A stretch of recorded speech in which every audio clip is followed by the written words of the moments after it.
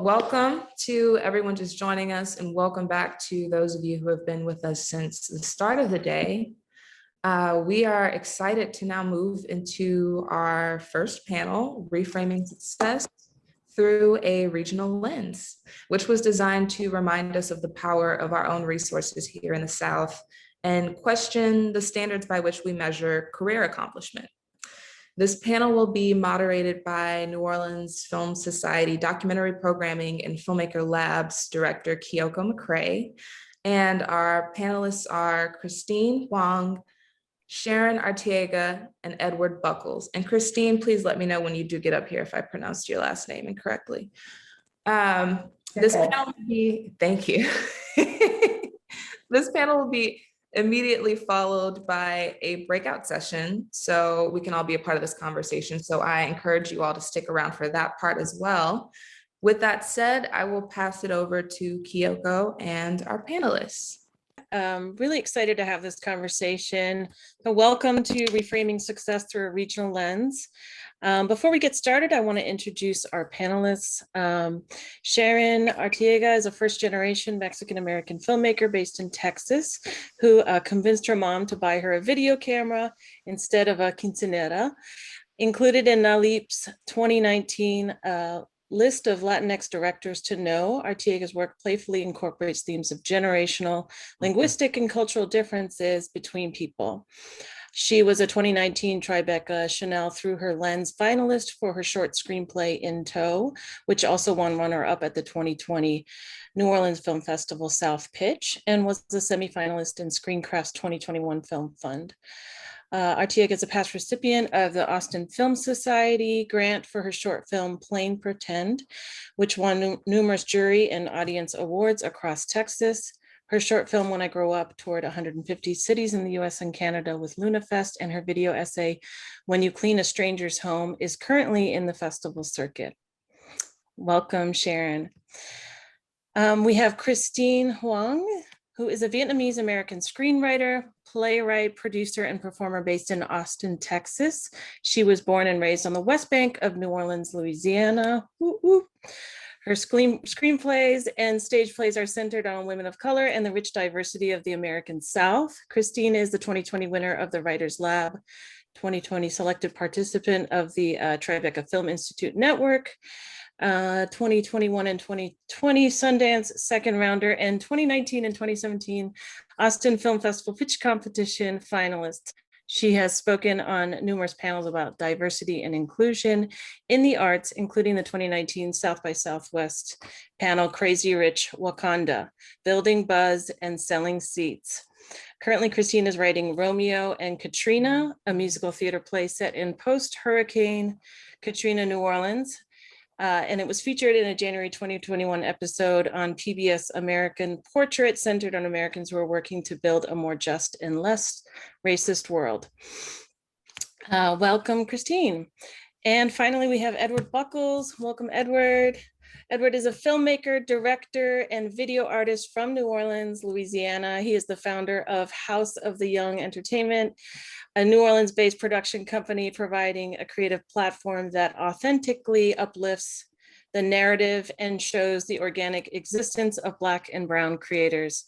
So thank you all for being here. Hopefully that is the most I'm going to speak this whole panel.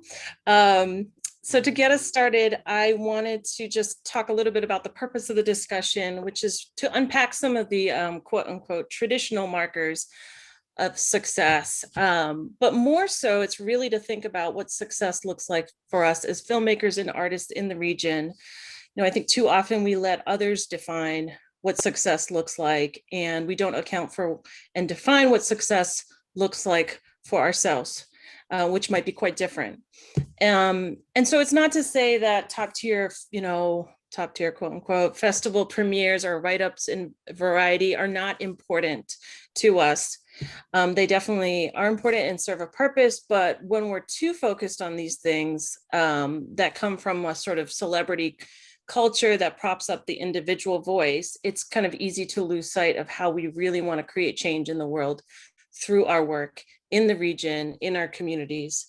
So with that, I wanted to start with you, Sharon. I'd love for you to start talking a little bit about your work, your approach, and then to share your experience with your film, Plain Pretend, and your decision to kind of rethink your festival strategy, which led you to success in unexpected ways. Yes, thank you, Kyoko, and thanks to the New Orleans Film Society for having us all here. A little bit about my work is, I think that, looking back and seeing the things that I've created over the last, I would say 10 years, most of my films are centered around growing up in South Texas on the Texas coast, and some now are making their way to where I'm now based here in Austin. But a lot of it does have to do with there being some kind of barrier between people, or differences between two people that are having to coexist, usually in a small space. So whether it's like a generational conflict, or somebody doesn't speak the language someone else speaks, and just having to get them to find their overlap in like the human experience. And so with Plain Pretend, that film was based on my mom's first day in the US, when she arrived to McAllen with a few other young people. In the movie, we made it into it being her siblings. She's arrived with her siblings, and it's set in 1980, the day that John Lennon was assassinated. And so it's kind of this story that ties like a universal pop icon with the experience of this young girl having to suddenly assimilate to the new culture in order to board an airplane and get to Corpus Christi. So, it was my first time working with, it wasn't a huge budget, but it was the biggest budget I had worked with. And my intention was, a Sundance premiere or some top tier film festival. And so when we finished the film, I submitted to Sundance, South by, which is still in my region, but Tribeca. And after I think the top tier festival dust kind of settled, and I realized, we didn't get in to them. Around that time, we were having our first premiere locally here in Austin at the Cine Las Americas International Film Festival. And that screening just really helped shift my focus for the rest of my festival strategy. Because I think something that you mentioned is just, I think a lot of people, once they don't get into those top tier festivals, it's just this rejection that kind of halts the rest of their energy. And for me, seeing this premiere at Cine Las Americas, where people were getting turned away at the door, because it was a Texas shorts showcase called Hecho en Tejas. People were getting turned away at the door. The audience was amazing. The showcase was just so well curated and put together. And I was just like, oh my goodness, like I'm going to shift my festival strategy to, I will still, submit to other states, but my goal is to submit to or to play in as many Texas festivals as possible. And I even created a map where I put the laurel on the area or the region of Texas where we've played, so that I could visually see, what part of the land we've yet to conquer. So, but through that, that festival experience, our festival life with Plain Pretend, it's still going. It started in 2019 and it's still going at the moment. And through it, I've just met so many incredible collaborators and have connected with audiences in such a profound and intimate way. And it made me fall even more in love with my region and the creators here. So. Yeah, I think what's so inspirational about that is that the connection that you had with your audiences and also other makers and artists through that strategy, being able to reach audiences across Texas, I think then also informs your work. So I'm wondering if you could talk about, the give and take and the relationship there, because it's so beautiful. Like you wouldn't have had that experience that then informs your work if you were solely focused on, some of these other festivals outside of the region. Well, I think a very physical manifestation of that would be, I made sure that because I am here in Texas, I made sure that I attended every festival in Texas that I was going to play in. And through that, I was able to travel throughout the region. I mean, I got into the El Paso Film Festival, and I had not been there in 20 years. And I got to spend time there and really see how people there create. A lot of my collaborators are from El Paso, so it was nice to see what they were physically surrounded by growing up. But anyway, touring all these cities has really helped inform a project that I'm currently working on with other, we're 5 Texas Latinas that are working on a feature anthology where we're each telling stories based in the areas that we either were born in or grew up in.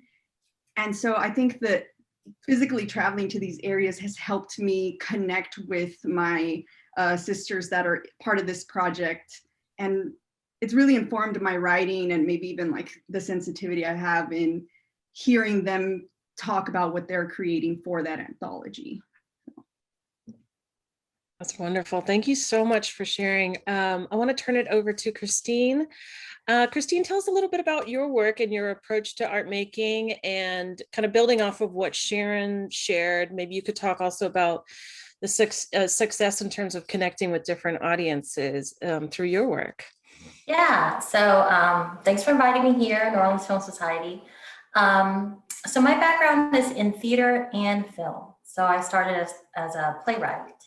And here in Austin, Texas, an independent playwright, performer, and producer. So you just wear all the hats to get your work out there. And, you know, from renting the Black Box Theater to getting people to come to your shows.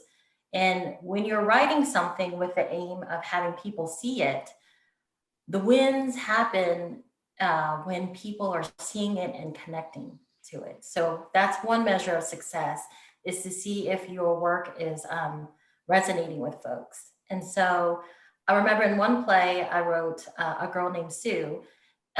It was the first play in Austin that featured Vietnamese American speakers. And so I played the role of the mother, and I aged up and everything like that. And all my lines were in Vietnamese. So I remember in that Black Box Theater, I was stage left and there were some people stage right. And the first lines that I uttered, it was like, hello, Xuân hả? Mommy tưởng con bị bắt cóc. Mommy tưởng con bị kidnapped. And then Xuan's character responds, Mom, I'm fine, I'm not kidnapped. So with those, you know, that's how we did the dual language. I remember when there was one night in the show's run, when I first uttered the first lines in Vietnamese, there were a group of friends stage right who I heard audibly, I heard them gasp. They're like, oh. And the rest of the show, whenever Ma hit her joke lines, the punch lines, they didn't have to wait for Sue to translate it. Their laughs came first, and their laughs came hard. And it gave the audience, you know, permission to laugh at things as well. And that's a great thing about live audience when you show that community. So for me, the success was writing something for a community that's specific, but also universal, and seeing that it lands with the people in the audience. That's why we're doing it. So folks can feel seen and feel heard. So I think that was a success. And like Bo said in his opening, I think he was quoting his 5th grade teacher. She said, all good history is local. And I've been thinking about what it means to be successful in this independent, you know, sphere. And all those connections start locally with people the community that we build and that surround us.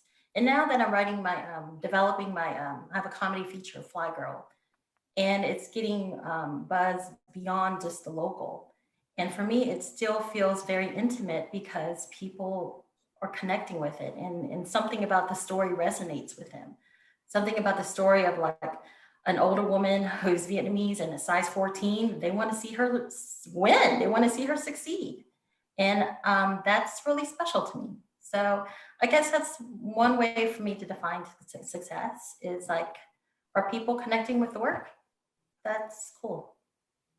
Definitely. I would love if, I don't know if you have any like anecdotes or stories of audiences who have come up to you afterwards and like what that's meant to them and how empowering it is to hear if they're Vietnamese and hearing Vietnamese on stage, or do you have any things like that you can share to kind of talk a little more about how empowering that experience has been for your audiences? Oh yeah, so we have like I've been having like in Austin. Austin is very white, and that's a whole other conversation. But there are people of color who live in Austin, and in the audience, it reflects that demographic as well. So you have a lot of white folks in the audience, but you'll also have people who come up afterwards who are. I have had a Vietnamese woman, and she brought her mom to the show, and she told her mom that she wanted to be a writer instead of like a doctor or a lawyer. And she told me that when her mom sat in the show with her, her mom turned to her and said, "Kim, you should write a play." And for me, I'm like, that's success right there. I had another woman who came to the show. Her name was Tijuana. She's a Black actress. I think she's in LA right now, but at that time she was in Austin. And she told me that one of the poems I wrote that was performed in the play resonated with her, because next time she got her nails done, she made sure to tip her nail tech very well.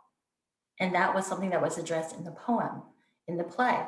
I had another woman say that afterwards, she was in tears, and she said, "I think I need to call my mom."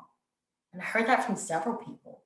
So it's like when you have these intimate black box things, or just, it doesn't even have to be a big blowout blockbuster stuff. If you have that connection with people to the point where they want to carry it outside of the theater, and it hits them and they're still thinking about it the day after, that's super special. And you also have people who just, it's a struggle to get them to come to the theater. So that's another thing. It's like to get audiences to see and share the work. Marvel films are great.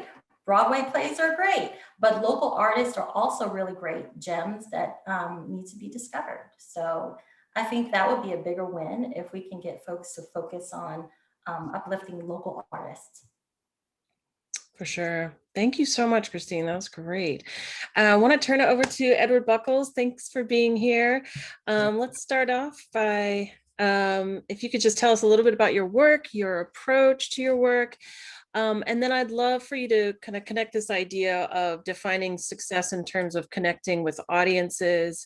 I know you and I have talked a lot about the importance of your own community's validation and respect and supporting you, and especially in your experience as you're working with more brands and companies who are larger, they're not based in the region perhaps.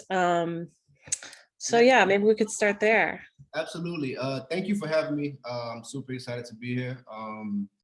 And I think it's interesting, just like Christine, my background is in theater. And I started out off just like acting in plays. And I began working on, my own scripts. And that was like the first, honestly, like as a kid growing up and like not seeing many artists in my family, not seeing many artists in my community, one of the first pieces of success that I ever received was in the theater when I was in high school. It was like a high school that was really, really big on athletics. So nobody was really coming to like to my plays or like to the theaters. Like, I wasn't a football player. Like even my uncle was mad that I quit football to pursue acting, So one of the first pieces of, success that I ever felt was when I was able to, fill, Edna Carr's theater with, Black and brown kids who were engaged into the play. And, as I like grew older and like, got into local theater and I guess theater at my college, Dillard, I would always hear the theater coaches and teachers like say things like, I was in class one time and the theater coach asked, what is theater, right? And he's like going around the room like, like what is theater? And like I'm a freshman, so I raised my hand. And I'm like, a theater is a building or a outdoor experience where plays happen. And like, he cuts me off. He's like, no, theater is life. Theater is life. I'm like, what? Like, what do you mean? He's like, theater is life. Like, it's what you experience. So, I made the decision that I wanted to, get into film. For like many different reasons. And, when I was on stage and when I was able to like connect directly to the audience, it was easy for me to pull from different places in my community and like, in my life to like have that direct, I guess, interaction like with the audience. At first, I was having trouble finding that in film because, again, I didn't know many filmmakers in my community. I didn't know how to express or like, get directly to my community in film. And then I just had to like, instead of trying to, I guess create from outward, I started to create from inward. And I started to engage that directly into my audience and make work that was directly for them. And it was never like an alternative. It was just, it was all I knew, right? So, from my very first pieces of like digital content, it was always, either a story or something like about what I saw when I walked outside of my door. And luckily, for me, my audience was just engaged with it from like the start, because like I always wanted to like represent them and like show them in like this really, really positive light, because I just wasn't used to seeing us like that on film. My mom is terrified of the news. Like, every day, as a kid, I would walk outside and like, she would like, be safe, be safe. And I knew that that was a direct response from seeing like a bunch of Black people on the news who were either in trouble, either going to jail, or like either dying. And like, I kind of just wanted to like paint a different picture through my work and like show us in like a higher light and like keep us in our communities, keep us in our realities, and like, show exactly who we were, are. And, from that, I began to, work with like brands and like, in like the music video world, and, in the documentary world. And, I found myself like often having to, have like these conversations like with myself, because of the fact that once you get in those rooms, it's like they want you to compromise like, some of the stuff that, you hold true to yourself. And like, I've been in many, many, many situations where it's like, I've kind of had to like either lose a project or lose a budget, because I'm like, no, like, that's not how we, act, or like, that's not how we would do this. Like, so I don't want to do it like on a film. So, it's been like, like an interesting journey, honestly. And like you and I talked about this, it's been like a really interesting journey, when you start to create work that's just for your community, right? And when you start to create work that's held up by your community, but then it's like, you also want to make a living, and you also want to, reach these same goals that other filmmakers like all over the world, like want to reach. And, it's just like walking that line and like finding that balance. So that's just like where I am now. And like, luckily for me and my community, I've been able to like, uphold and like, stay true to them and stay true to like, who we are, and like continue to be a voice, for the people I feel like need it. Thank you so much. There's so much I want to talk about that came up in hearing you, Edward. I mean, I think for me, some things that came up with were thinking about like where you draw the line, where are you not willing to compromise as an artist, and being authentic to yourself, your community, and also thinking about, not just success as being defined by others, but perhaps what does it mean to be an artist, a filmmaker, right? Your craft is often like subconsciously or consciously, we're trying to reach something that is, and Bo talked a lot about this morning, which was really inspirational, that So I'd love to just take a moment for each of you to kind of talk a little bit about your aesthetic, how you've sort of developed your voice that is authentically yours, that is not defined by perhaps other measures of success or definitions of who an artist is, and where you're not sort of willing to compromise when it comes to authenticity. I know that's a lot, but Sharon, do you mind starting? Not at all. So I discovered my voice after the first maybe 3 projects that I made, and I realized that what my voice is is kind of just like an expression of a lot of shame I felt growing up. And a lot of it is kind of socioeconomical shame. So things that when I was younger, I was hiding from everybody. Like the first film I made after film school was about selling tacos in the morning with my mom out of our van, and just how much I hated it. Like I hated having to go accompany her. I didn't want, there's a scene in the film where she's like literally hiding under the cooler because they're selling to the administrators at her school. And so,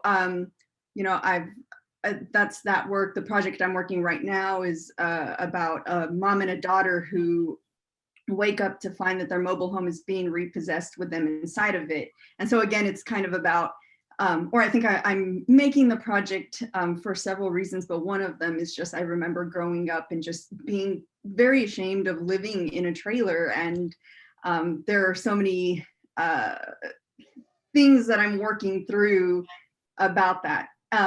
But these films tend to be dramedies. That's kind of, my voice is also like I cope with a lot of these feelings in a very playful way, because I don't know, I guess I just don't want to dwell on the tragedy of things. And so yeah, my voice is sharing with the world what I used to hide from the world.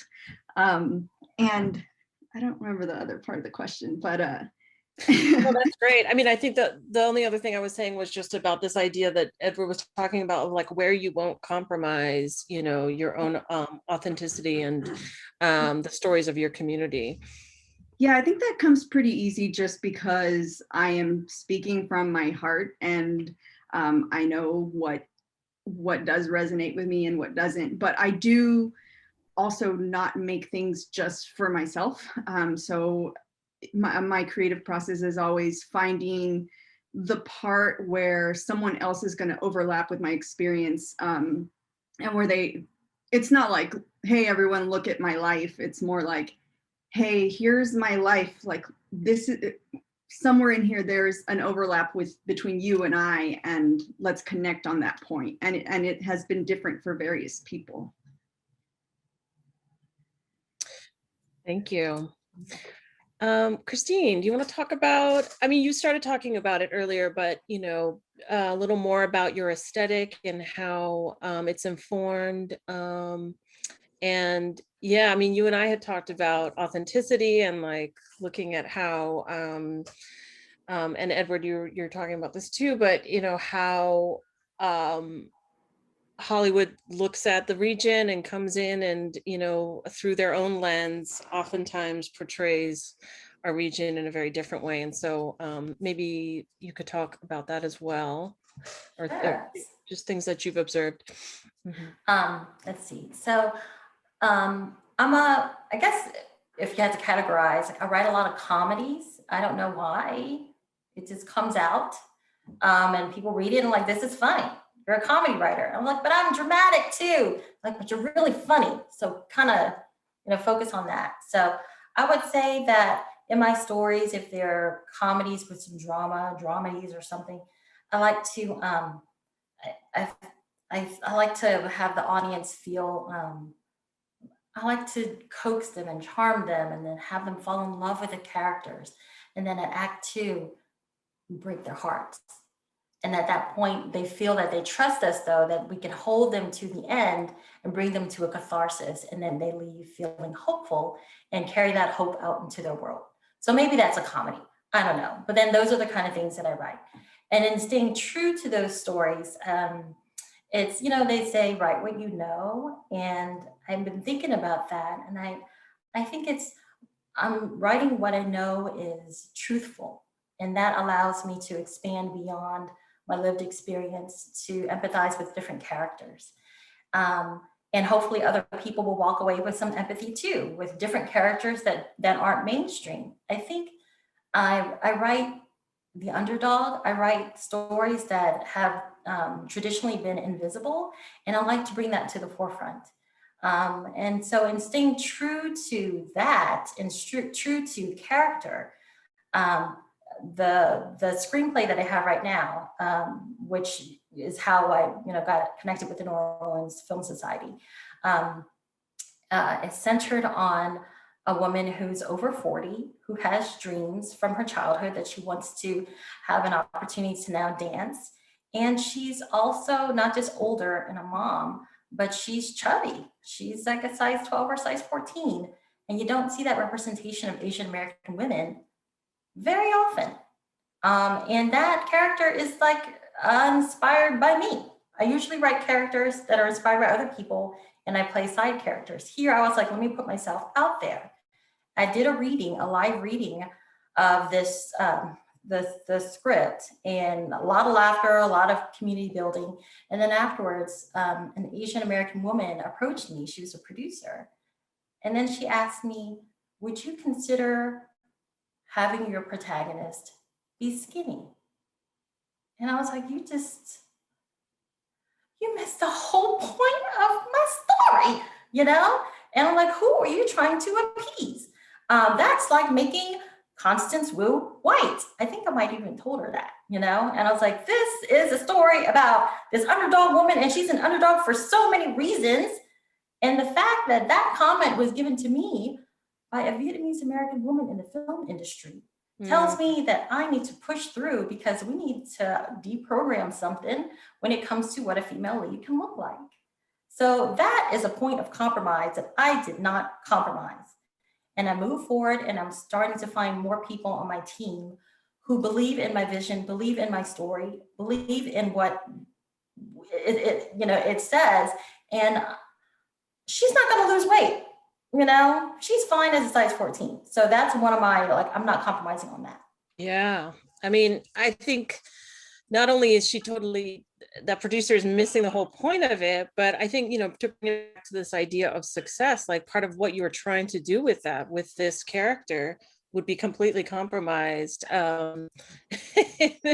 So yeah, thank you for sharing that. That's a really great story.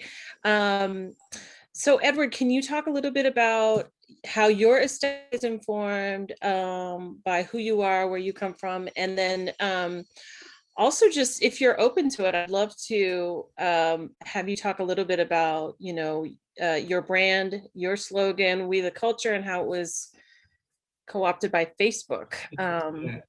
Right. So my aesthetic, this question is always so hard. I think that, I just always, I always love my family portraits, right? I always love just portraits.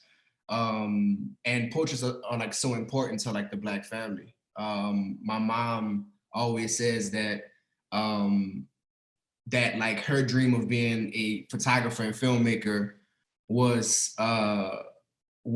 stopped when she had me, right? And so there's mad photos and videos of me and all of my cousins from when we were younger, and my sister, and just my whole family. So, I would spend hours just looking through those, as a kid. Obviously, because of Katrina, we lost a bunch of them. And when I started to make, content, I always, just kind of wanted to, just show off how beautiful, we are. And just in my opinion, I didn't think that, I could do that through all wide. So, most of my work really, concentrates on the close-up, and concentrates on details, and, even flaws, just showing you know, what others may see as imperfect, but it's like, it's what makes us beautiful. And, you know, I was just always into that. You know, as I developed my taste and my palette in music, I started to realize, you know, certain types of music, I'm sorry, that like, you know, just like resonated with my work and like resonated with like what I was showing. And, you know, I kind of like, you know, and like what better place to do that than like at like a second line. And like that's kind of where like my work came to life. Like that's where I kind of like found my aesthetic and like, you know, like my voice, because like it was just so many of my people out there. And, you know, I would just like go around like shooting, you know, slow down, you know, content of like, you know, my people, close-ups. And it was the access that I had, you know, to my people, and like just like the trust that I had from them that like really allowed me to like build my aesthetic. And, you know, that was just something that like, you know, I kind of wanted to continue throughout all of my work, just always show like the beauty of us.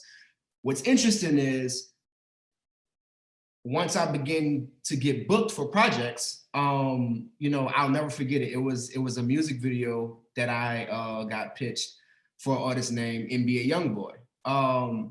And you know, I'm young and I'm like, you know, it's a like, he's leading on YouTube. He's like the #1 artist on YouTube. So I'm like, you know what? I'm gonna take this job, and like and like, you know, he's gonna love me, and like the label's gonna love me because I'm gonna put my aesthetic on this. So I didn't have any other music videos to share. So like, you know, I shared my second line videos with the label.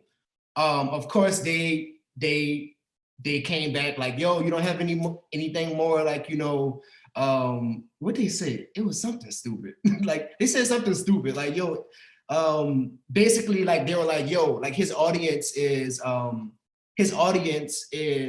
age 7 to 13. Do you have anything that could like relate to them?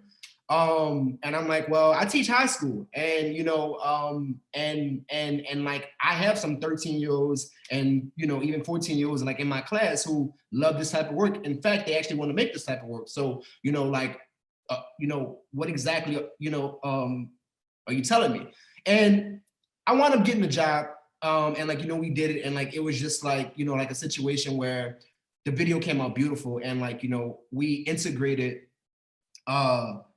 you know, my aesthetic of like portraits of like people in New Orleans into the video. And, you know, like the label came back and was like, yo, you know, I don't think that, you know, this fits his demographic, his audience, whatever. And literally messed up the video, took it out and like tried to like, just like, I guess make it like look like a little bit more rough. And oh, here's the word they like to use, grit. And I'm like, yo, so you, white man, are gonna tell me what grit is. You know what I'm saying? So it's just like those areas, and like, you know, something that my mentor told me, you know, Chike Oza of our Creative Control, like, you know, he got extremely upset at like one of the videos that I did, and like he called me, he was like, bro, go and look at the comments that like you're getting on your second line videos, and like look at all of the love that like you're getting on those videos, and now look at the response that, you know, that you get from a video like this. He's like, I understand that this video may pay more, but like these videos are like really what matter right now, and like this is what's gonna, you know, lead you to getting like, you know, a opportunity to like, I guess, like remain who you are in this industry. And that was just something that, you know, kind of always like stood out to me, like to the point where, you know, I found myself turning down music videos and turning down projects that like I never thought that, you know, I would turn down. Moving forward to like, you know, my brand, I'm not sure when it happened, and maybe y'all can tell me, but like somewhere down the line, you know, the quote unquote diversity card, and the like, you know, let's hire more you know, Black and brown people, or like, you know, different type of artists became popular, you know, in the content world, and like, you know, in the media world. And you know, I was just seeing like all these different campaigns. I was a part of some of them, you know, and you know, in the midst of it, I had my company, House of the Young Entertainment, and we had a slogan that we were going by, we the culture, like, yeah. And like, obviously, like we the culture was just like really, it was me talking about me and my friends and my people in New Orleans.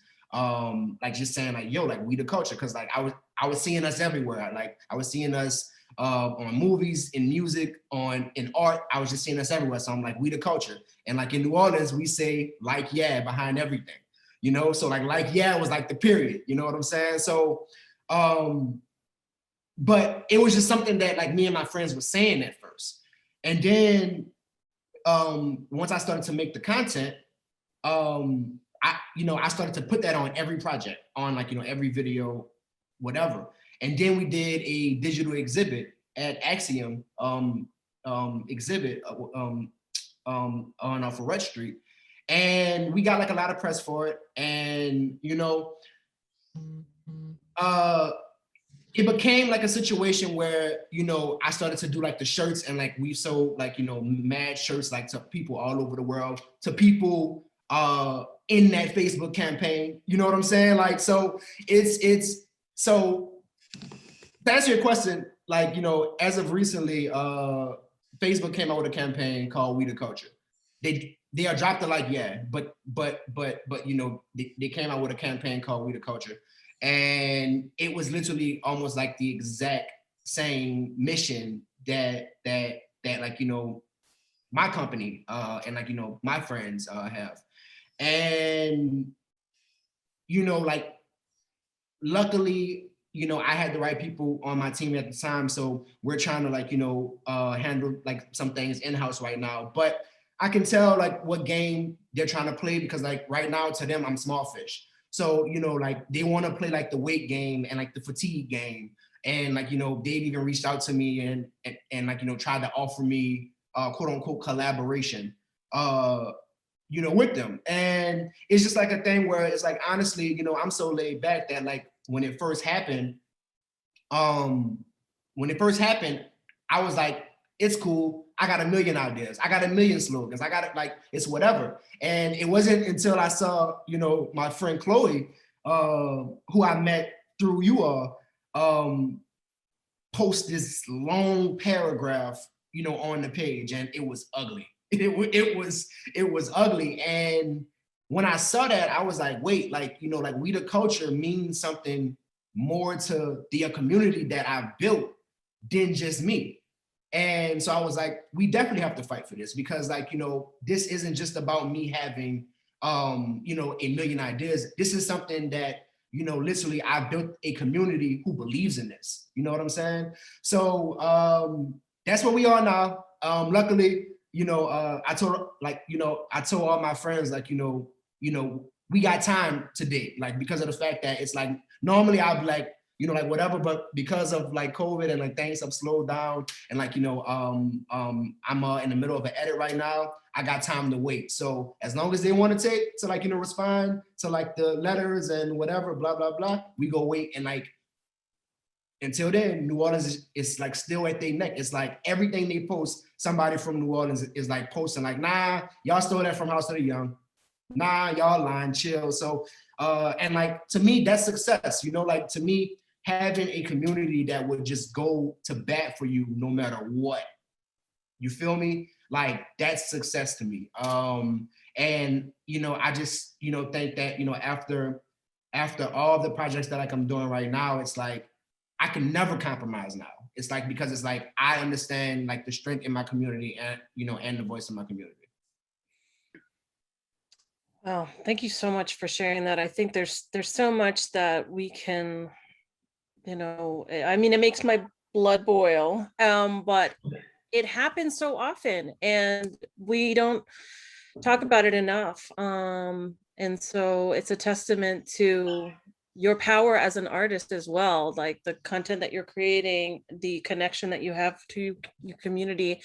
And so I want to kind of open it up to Sharon and Christine to talk about that a little bit. Like, what is the power that you have as an artist? Sharon, you and I talked a little bit about, since you've kind of changed your strategy in reaching audiences across Texas, now you're getting interest from people who are really interested in how connected you are to your audiences and how that informs your work. So I wonder if you could talk a little bit about that.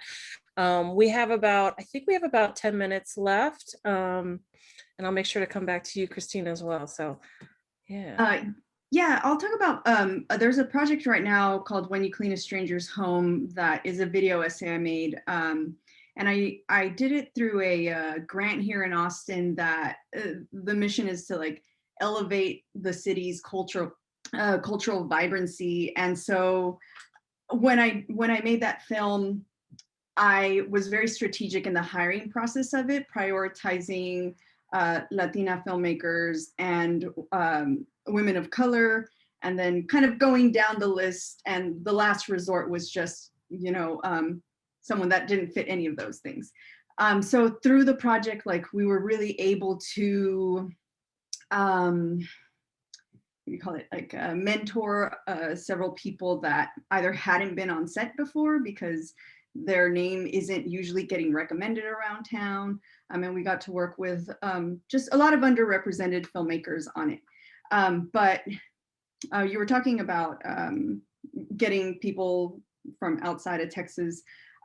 Through that project, I was really adamant about, like I said, working past the usual recommendations, and that led me to hire people through like Instagram hashtags. And I found, like a Latina composer through it, a Latina colorist through it.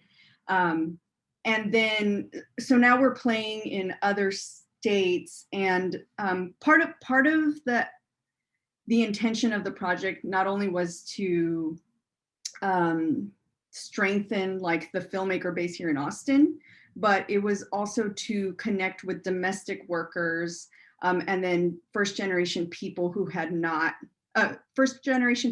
had been taken to clean strangers' homes growing up with their parents. And we're actually playing at the San Diego Latino Film Festival next week. And through that project, a lot of people have connected with us, telling us about their experience growing up, cleaning houses with their parents as well.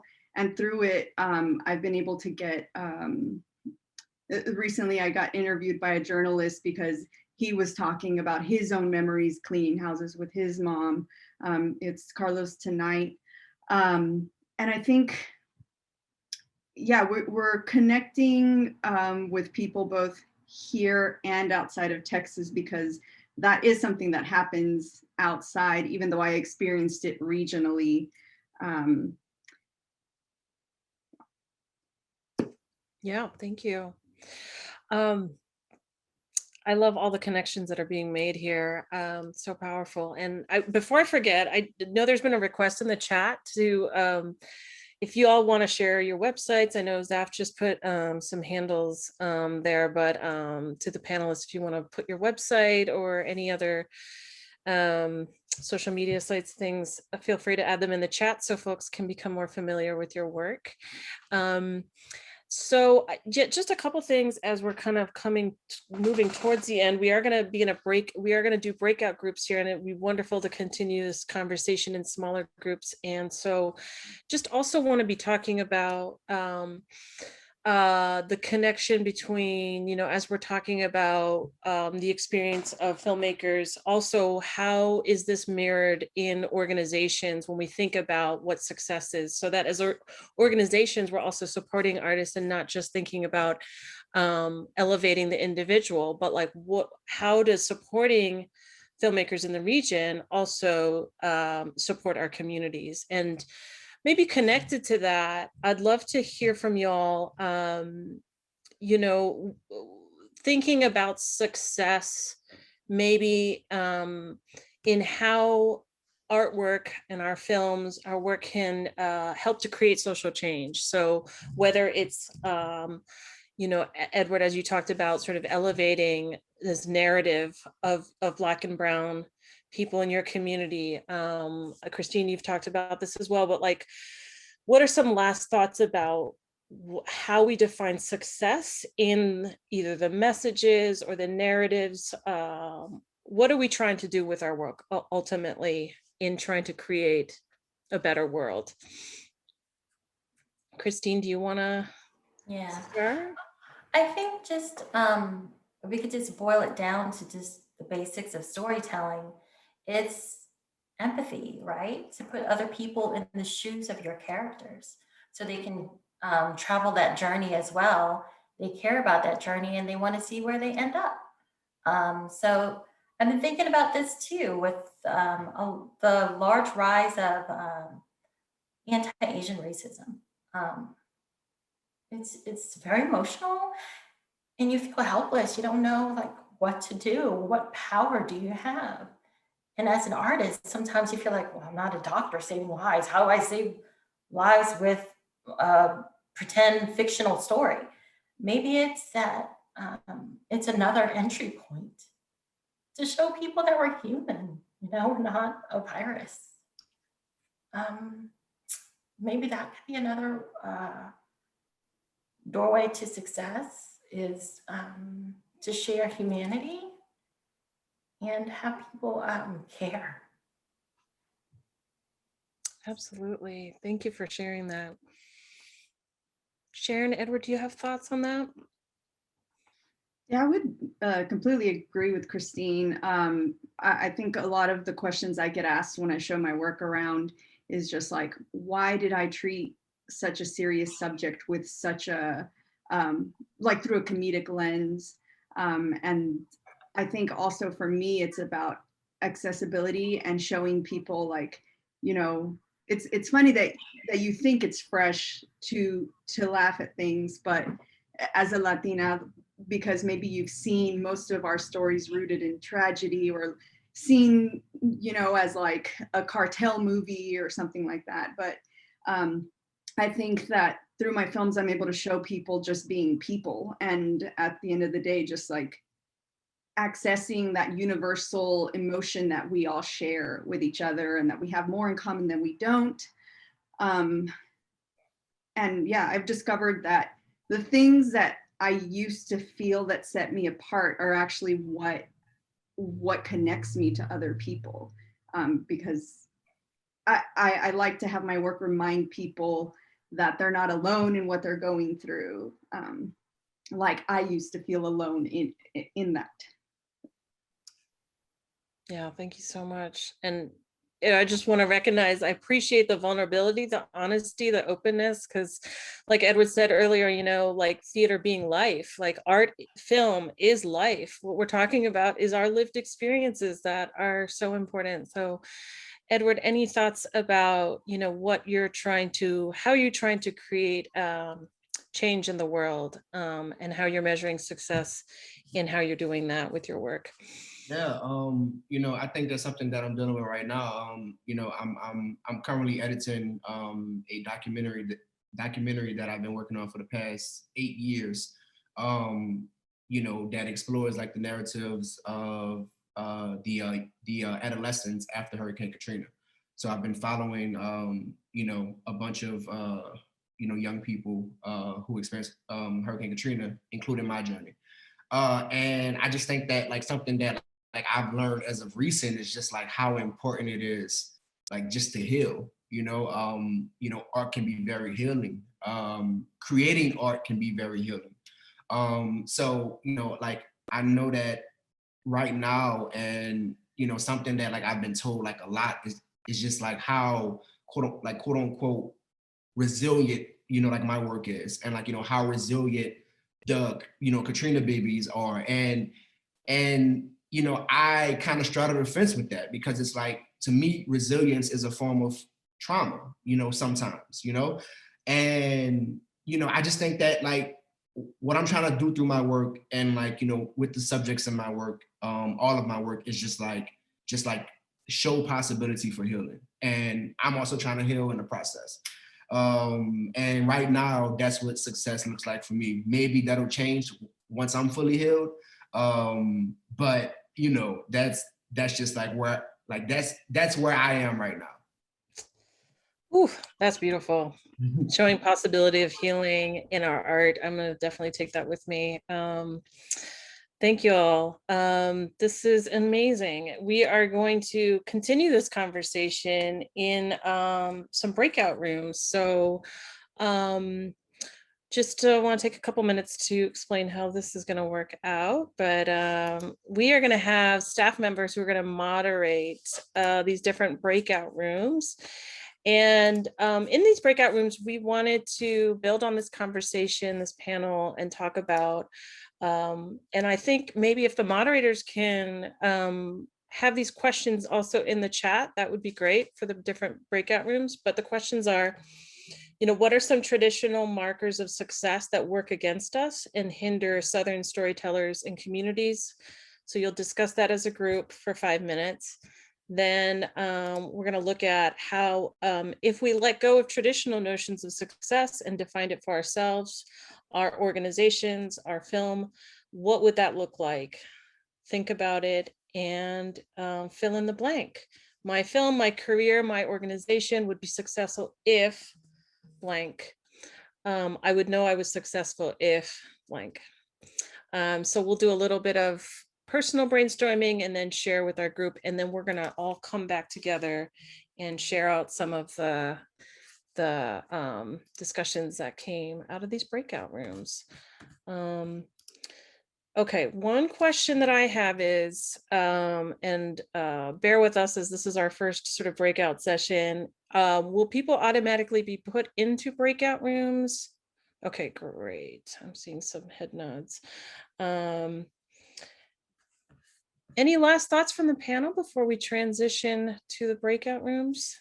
Thank you all for sharing really on such a deep level. It is very, I felt it was very cathartic, and really, I love ending with this thought of healing and how we're able to help to create change in the world that we want to see through healing. So thank you all so much for being here, and we will go ahead and enter our breakout rooms unless there's any other instructions.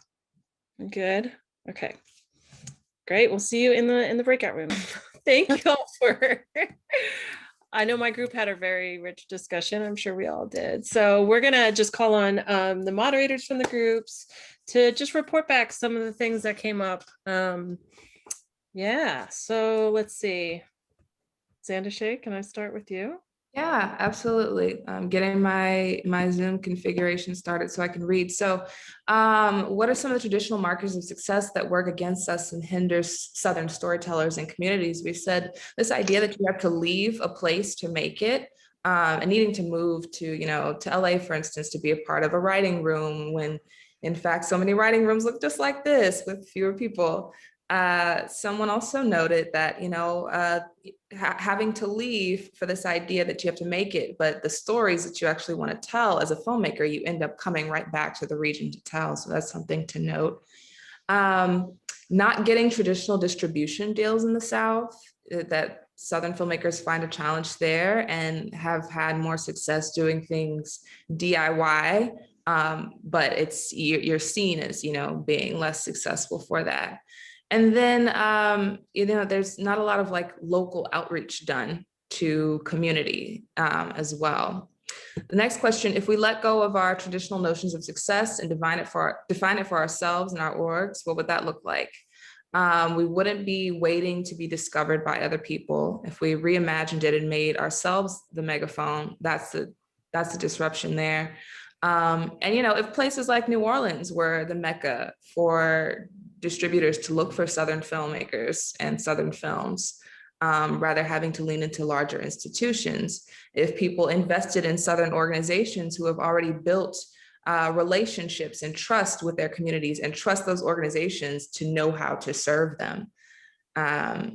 Someone noted being able to work and sustain a living doing something in your field in the place that you live in the South is very important, and that's also a marker of success.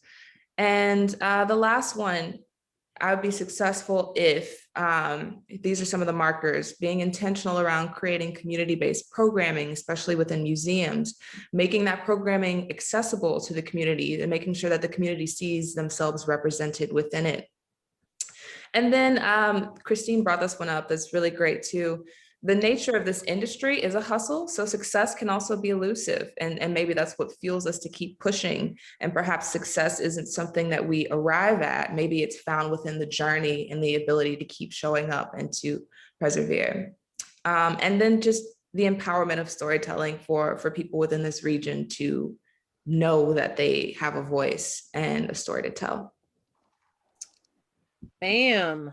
You are good at this, Andeshay. That was a really good summation. Awesome. Well, I'm going to move across the way I see your faces on the screen. So Fallon, if you're ready, I'm going to move to you, then Clint, then Megan, and then Zeph. Sure. I'll try not to repeat some of the things that Andeshay's group talked about. There was a lot of overlap, but our group really talked a lot about the Southern molds and stereotypes that we're up against and how those are changing in some ways, and a bit of hopefulness around, this sort of Southern Renaissance and the ability to redefine ourselves as Southerners, and this sort of feeling and energy that there's a shift on the way, and that we as storytellers can be part of that shift.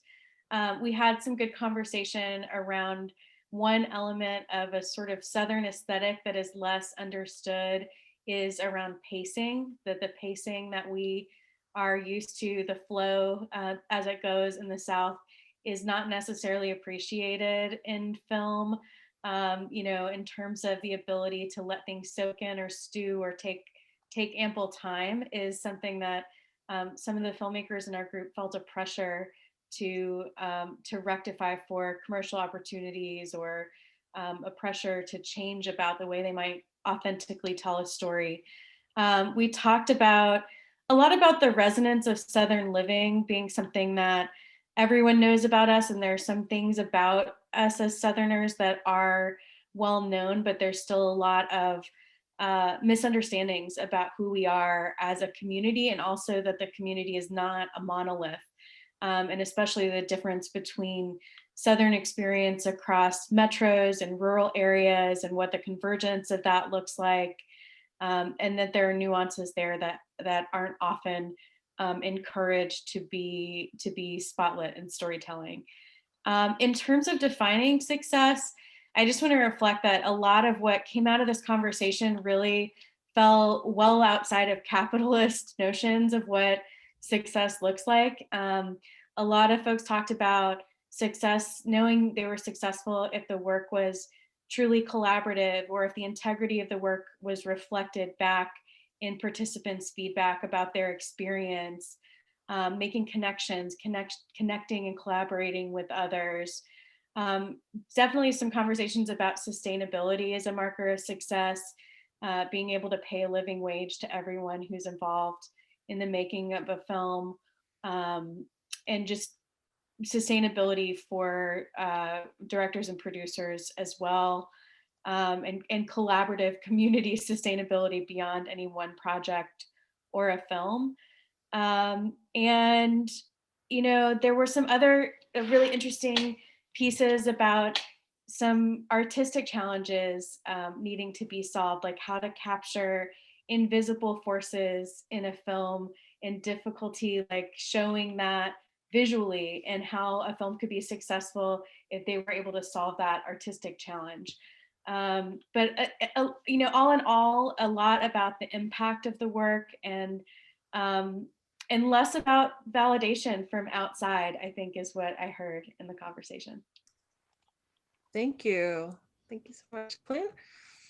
Yeah, we talked about some of these same issues as well around, markers of success being the ability to stay in one's region and tell stories about, your communities, and have them be reflected.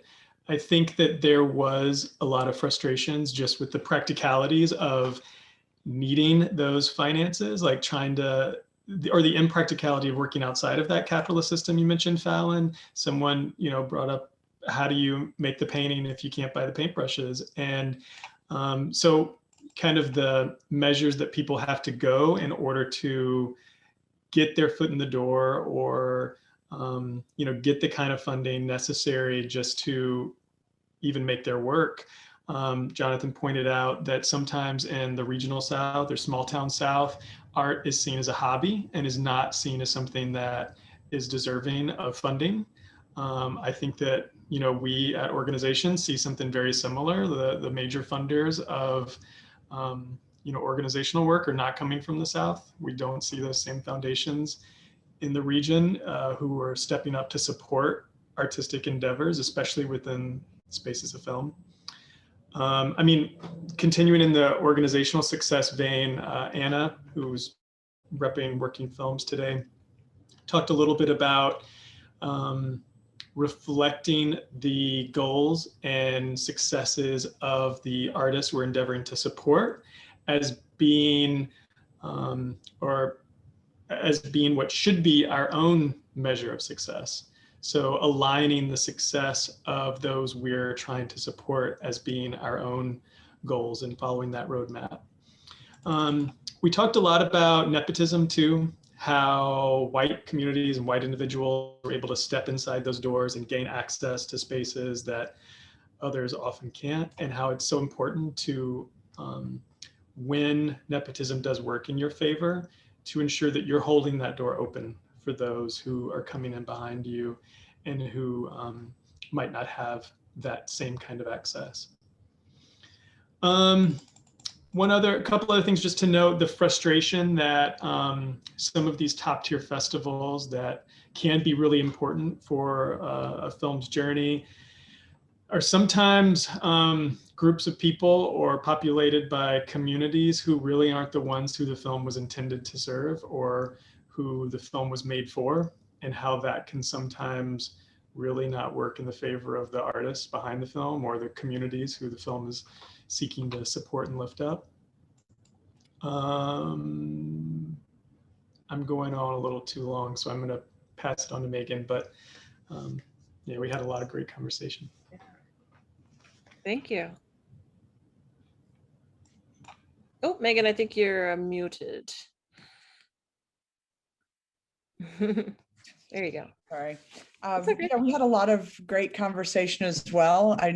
Ours took a little bit more logistical stance sometimes. It was kind of interesting. But one of the sort of big things that worked against us in the South that was brought up a lot were how bureaucratic goals really hindered artistic goals as a sort of umbrella problem, that, you know, you were trying to make these bureaucratic goals, and that was to the detriment of the actual artistic goal that you had set out with. Obviously, that the industry doesn't exist in as robust of a field here in the South as it does, say, on the West Coast or the East Coast, as Zandashay and Fallon both brought up. One of the ones that I really liked a lot, that I thought really resonated with the group, was that how storytelling often doesn't help the cause. Well, how storytelling helps the cause and not vice versa. Might have gotten that backwards, but basically artists shouldn't be making films because of a cause, but the cause should inform the film, which makes it a broader outreach and actually creates more change. And that was a problem right now, that the causes weren't being brought into the stories as well as they could have.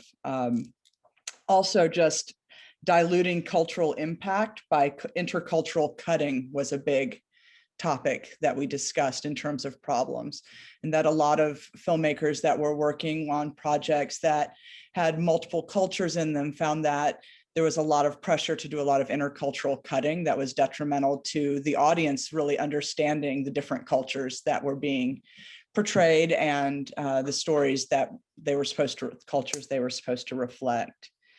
When we sort of transitioned into the, what would mark success, is one of the big ones that came up a lot was how a lot of filmmakers in our group felt that, or participants in our group would feel that they would see it successful if the social impact of their projects would create long-lasting policy changes.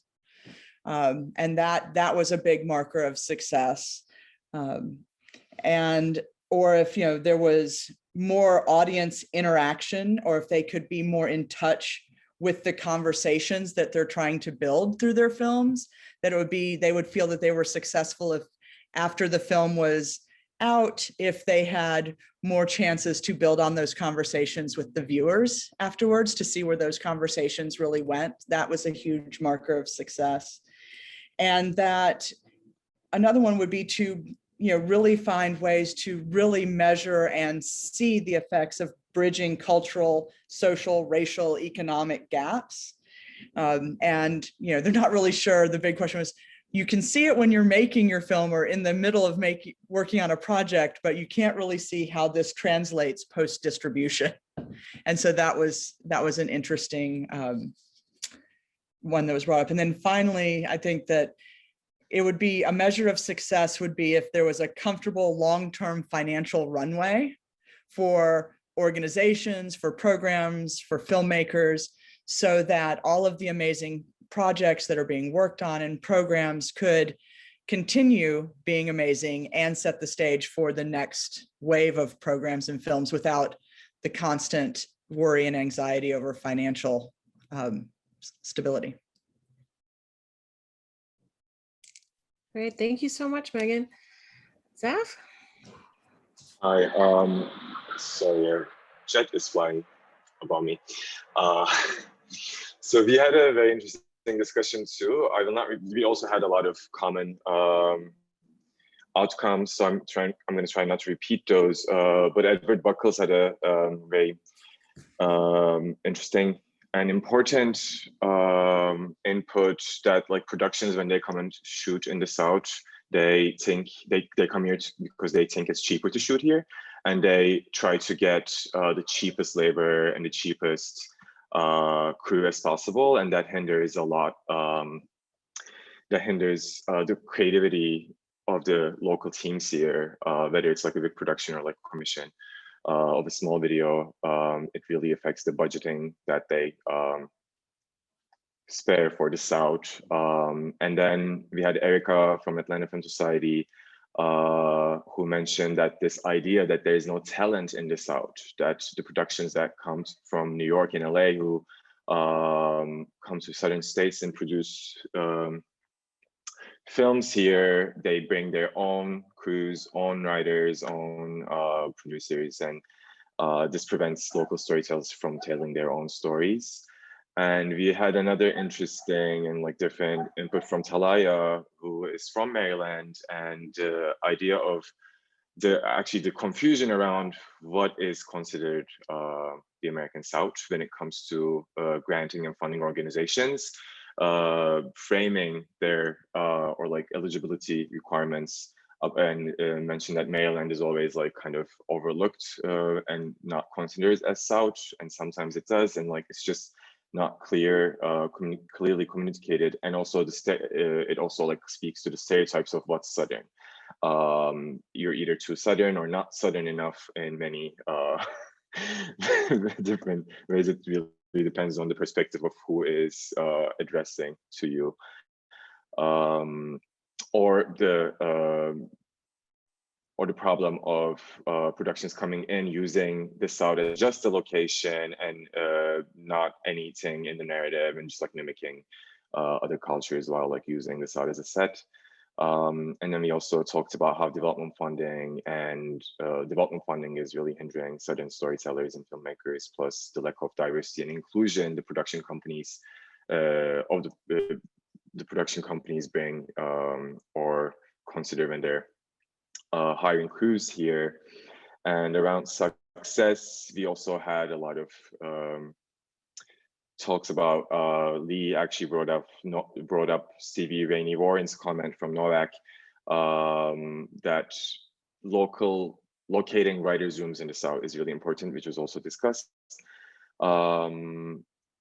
And finally, brokering filmmaker relationships with capital investors to get local stories made would be a success, was a comment from Erica again, and I'll pass it on to, I guess, Kyoko.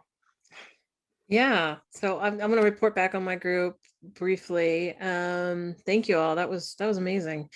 I think in our group we talked a lot about the same things. In terms of success, I think kind of boiled down to like being able to tell our stories, and not just being employed as artists, filmmakers, but like really having creative control in how we tell those stories is also just as important. Staying in the region, connecting with audiences. We talk a lot about that, making people feel less alone. That's a marker of success, you know, just being able to connect and building on what the panel was talking about in terms of like healing and shifting narratives, being able to see yourself represented on screen. We talked about, you know, how the South is still judged for our accents and how this idea of like what people think the South is. I have to just share this example because it's funny to me, but you know, for instance, looking at Miami, Danielle from Light Arts was talking about, you know, how people are still looking for movies about drugs, babes, and boats. And as an organization, they're supporting filmmakers that are telling different stories, but even the people who are pitching those stories are still sometimes pitching what they think organizations want to see. So looking at like how some of this, what's hindering us is our own internalization of what, yeah, which is deep. I mean, internalized racism, looking at how we're defining ourselves by other people's measures of success. I think that was mostly it, but also recognizing that success can change over time, that it's and being okay.